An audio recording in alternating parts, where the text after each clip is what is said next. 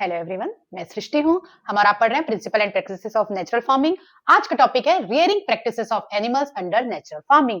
हम किस तरह के एनिमल्स की रियरिंग करते हैं, क्या उससे बेनिफिट होता है, किस तरह उसका मैनेजमेंट होता है, ठीक है, उनका हाइजीन मैनेजमेंट, उनको किस तरह का फीड दिया जाता है, ये सारा कुछ है आपके rearing practices of animals under natural farming में। ठीक है, चलिए स्टार्ट करते हैं प्राकृतिक खेती में पशुपालन की पद्धतियां। ठीक है,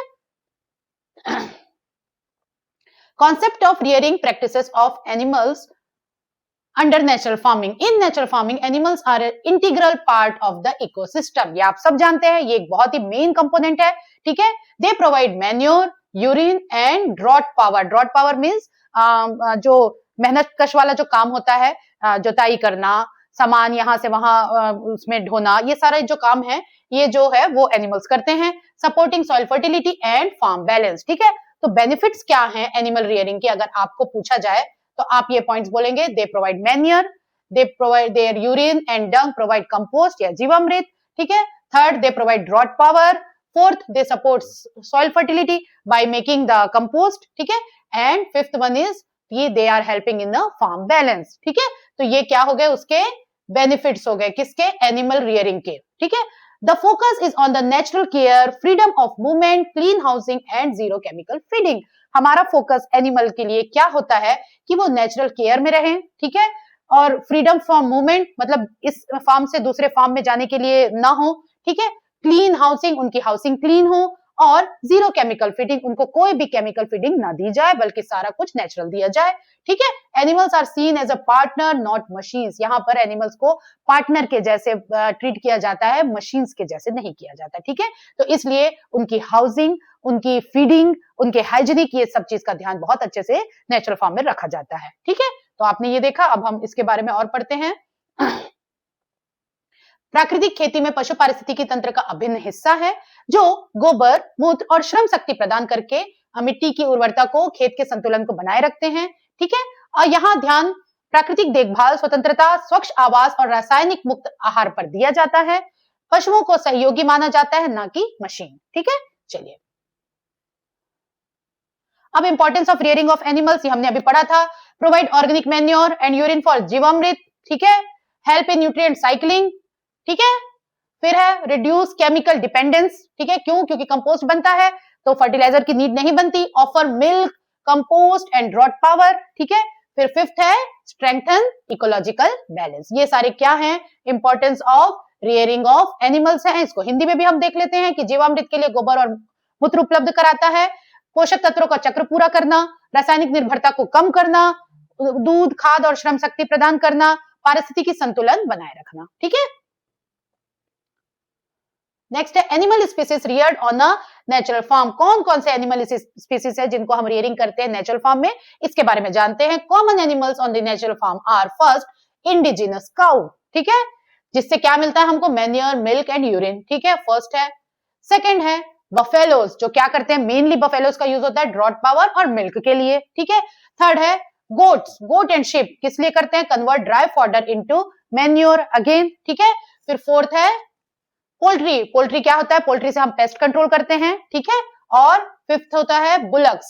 बुलक्स क्या करते हैं, प्लोइंग और ट्रांसपोर्ट का काम करते हैं। ठीक है, तो ये सारे स्पीसीज हैं जो कि नेचुरल फार्म में इंटीग्रेट किए जाते हैं और इनके ये फायदे हैं। ठीक है, तो आपको अगर पूछा जाए what are the animal species that are reared और इंटीग्रेट इन नेचुरल फार्म, तो आप ये लिखेंगे और इनके साथ इनके बेनिफिट्स लिखेंगे कि किस एनिमल स्पीसीज को रियरिंग से क्या बेनिफिट नेचुरल फार्म में मिलता है। ओके, ठीक है, चलिए हिंदी में देखते हैं। पशु प्रजातियां, प्राकृतिक खेत में आम पशु, देशी गाय, जिनसे क्या मिलता है, गोबर, मूत्र, दूध, भैंस से श्रम शक्ति, बकरी और भेड़ सूखे चारे को खाद में बदलना, मुर्गियां कीट नियंत्रण, और बैल जो है वो हल चलाना और परिवहन करना। ठीक है, feeding practices of animal on a natural farm, किस तरह की फीडिंग प्रैक्टिसेस अप्लाई की जाती है नेचुरल फार्म में। Feeding in natural farming only natural and chemical free feed. ठीक है, याद रखिए इसको कि सिर्फ नेचुरल फीड दिया जाता है एनिमल्स को। सेकंड है use of farm grown fodder, tree leaves, herbs. ठीक है, फार्म में ग्रो किया जाता है ऐसा फॉडर दिया जाता है, और ट्री जो लगाया जाता है उनके लीव्स को एज अ फॉडर दिया जाता है। ठीक है, फिर थर्ड है green fodder, Napier grass, azolla. ठीक है, फोर्थ है नो फैक्ट्री मेड फीड। ठीक है, और लास्ट है salt and minerals from natural sources. तो सारे जो नेचुरल सोर्सेस है उन्हीं से ही इनको सॉल्ट एंड मिनरल मिल जाता है। ठीक है, तो ये हो गई फीडिंग प्रैक्टिसेस एनिमल्स की कि इनको सिर्फ नेचुरल फूड दिया जाता है, केमिकल फ्री फूड दिया जाता है और फार्म का ग्रोन फॉडर दिया जाता है। ठीक है, और ग्रीन फॉडर दिया जाता है जैसे कि Napier grass and azolla. No factory made food दिया जाता है और सॉल्ट और मिनरल्स को दिया जाता है from only from the natural sources. Okay, चलिए आहार प्रबंधन। प्राकृतिक खेती में पशुओं का आहार केवल प्राकृतिक रासायनिक रहित चारा, खेत में उगा रहा हरा चारा, वृक्षों की पत्तियां और जड़ी बूटियां दी जाती है, नेपियर ग्रास अजोला आदि दिया जाता है। फैक्ट्री फीड का उपयोग नहीं किया जाता और खनिज प्राकृतिक स्रोतों से उनको मिलता है। Housing of natural animals on the natural farm, किस तरह से हाउसिंग की जाती है इसके बारे में हम जानते हैं। Eco friendly sheds with natural material. ठीक है, इको फ्रेंडली शेड्स बनाया जाता है with natural material. Proper ventilation and light, drainage for urine collection. ठीक है, dung pit for compost preparation and fifth one is shade trees around animal shelter.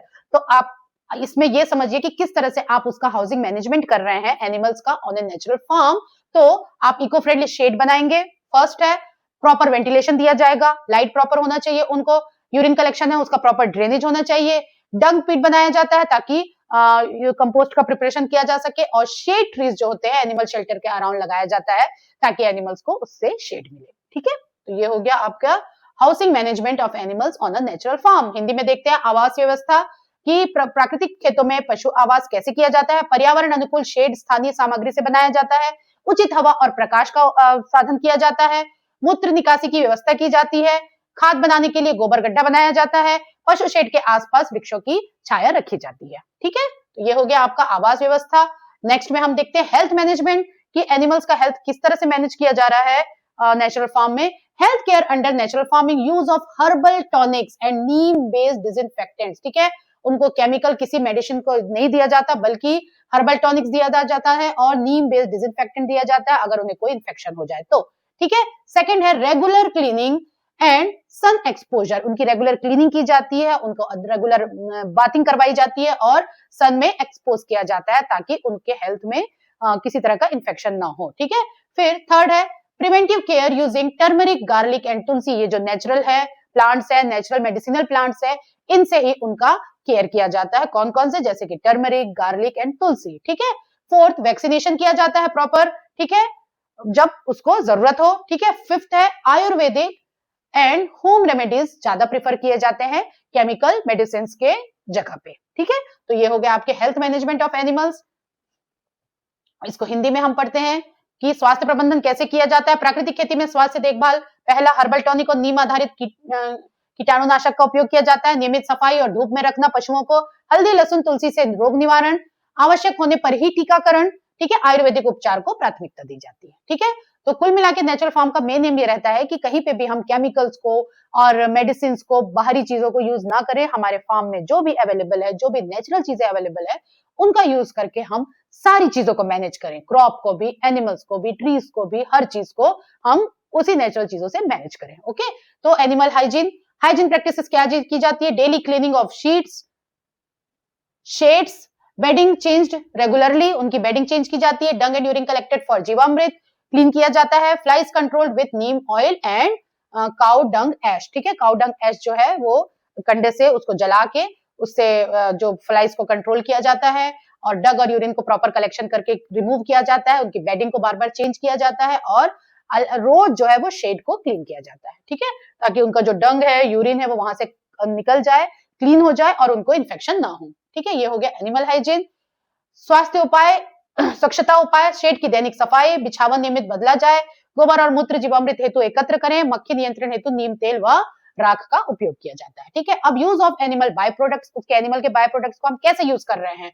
डंग को कैसे use कर रहे हैं, फॉर कंपोस्ट एंड बायोगैस। ठीक है, डंग का यूज हो रहा है for compost and biogas, urine का यूज हो रहा है for Jeevamrut and pest control. ठीक है, थर्ड है मिल्क का यूज हो जा रहा है उसकी फैमिली को वो करने के लिए, देने के लिए।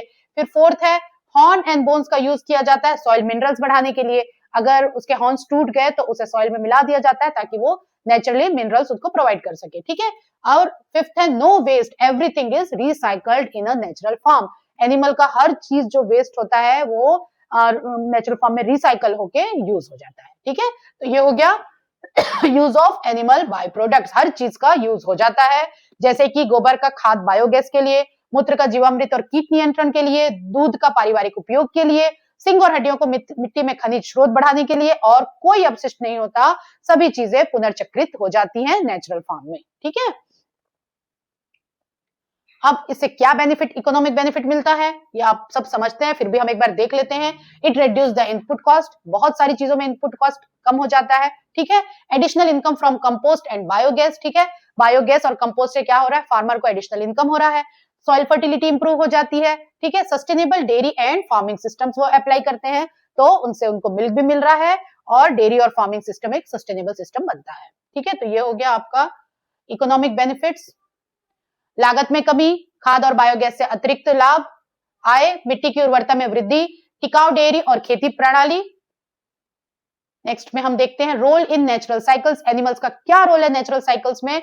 एनिमल कंप्लीट्स नेचुरल साइकिल कैसे, कन्वर्ट वेस्ट टू न्यूट्रिएंट्स, ठीक है। जो एनिमल का डंग है, जो यूरिन है, वो सॉइल में न्यूट्रिएंट जैसे वर्क करता है और क्रॉप के ग्रोथ में हेल्प करता है। मेंटेन माइक्रोबियल लाइफ, जो भी कंपोस्ट बनता है सॉइल में, वो क्या होता है कि एनिमल्स के जो वेस्ट मटेरियल है उससे माइक्रोबियल जो है, माइक्रोब जो है वो ग्रो करते हैं और बायोडायवर्सिटी भी बढ़ती है, ठीक है। थर्ड है enhance water retention and carbon in soil, ठीक है। जब कंपोस्ट जाता है सॉइल में तो वाटर रिटेंशन कैपेसिटी बढ़ती है और कार्बन भी अमाउंट जो है सॉइल में बढ़ता है। They keep the ecosystem self sustain, ये क्या करते हैं, इकोसिस्टम को सेल्फ सस्टेन बनाते हैं। प्राकृतिक चक्र में भूमिका, पशु प्राकृतिक चक्र को पूरा करते हैं, अपशिष्ट को पोषक में बदलना, सूक्ष्म जीव जीवन बनाए रखना, मिट्टी की जलधारणा क्षमता और कार्बन बढ़ाना, इससे पारिस्थितिक तंत्र को आत्मनिर्भर बनाता है, ठीक है। तो इस तरह से ये जो एनिमल्स हैं वो नेचुरल साइकिल में किस तरह हेल्प करते हैं इसके बारे में है, ठीक है। अब इस पूरे वीडियो का कंक्लूजन क्या निकलता है कि animal rearing under natural farming is ethical, sustainable and essential, ठीक है। एथिकल भी है, सस्टेनेबल भी है और इसेंशियल भी है। Animals are treated with care and seen as co-worker of the farmer, not as machines and not as animal, ठीक है। उनको को-वर्कर जैसे ट्रीट किया जाता है। They maintain fertility, recycle nutrients and support the natural harmony, ठीक है। उसका इस नेचुरल फार्म में एनिमल की रियरिंग का फायदा क्या है कि वो फर्टिलिटी मेंटेन करते हैं, रिसाइकल न्यूट्रिएंट करते हैं और नेचुरल हार्मोनी को सपोर्ट करते हैं, इकोसिस्टम के बैलेंस को बना के रखते हैं, ठीक है। तो ये हो गया आपके इसका कंक्लूजन। इसे हम हिंदी में देख लेते हैं कि प्राकृतिक खेती में पशुपालन नैतिक, टिकाऊ और आवश्यक है, ठीक है। पशुओं को स्नेह और सम्मान के साथ देखा जाता है, वे उर्वरता बनाए रखते हैं, पोषक तत्वों का पुनर्चक्रण करते हैं और प्राकृतिक संतुलन सुनिश्चित करते हैं, ठीक है। तो इस तरह से आज इस टॉपिक में हमने पढ़ा कि एनिमल रियरिंग किस तरह की जाती है नेचुरल फार्म में, कौन कौन से स्पीसीज को इंटीग्रेट किया जाता है, कौन कौन से स्पीसीज की रियरिंग की जाती है, उसका मैनेजमेंट कैसे किया जाता है। तो उनका फीड का मैनेजमेंट, उनके हेल्थ का मैनेजमेंट, उनके हाइजीन का मैनेजमेंट, ये उनके हाउसिंग का मैनेजमेंट किस तरह किया जाता है और इस एनिमल रियरिंग से क्या बेनिफिट होता है फार्मर को, ये सारा चीज हमने देखा है। तो ये सारे अलग अलग पॉइंट आप लिख के रखिए, इसमें से कुछ भी आता है बीच से या कंप्लीट आता है तो आपको कंप्लीट आता है तो सारा लिखना है कि अगर explain the management of animal rearing in a natural farm तो आपको सारा कुछ लिखना है। पर अगर सेपरेट छोटे छोटे पॉइंट्स पूछे जाते हैं कि उसकी आप हाउसिंग कैसे करेंगे, उसकी आप हेल्थ मैनेजमेंट कैसे करेंगे, तो फिर जैसा हमने किया है 4-4 5-5 पॉइंट है उसको आप एक्सप्लेन करेंगे तो हो जाएगा ये आंसर, ठीक है। चलिए आज का टॉपिक यहीं खत्म होता है, नेक्स्ट टॉपिक में फिर मिलेंगे, तब तक के लिए बेस्ट ऑफ लक।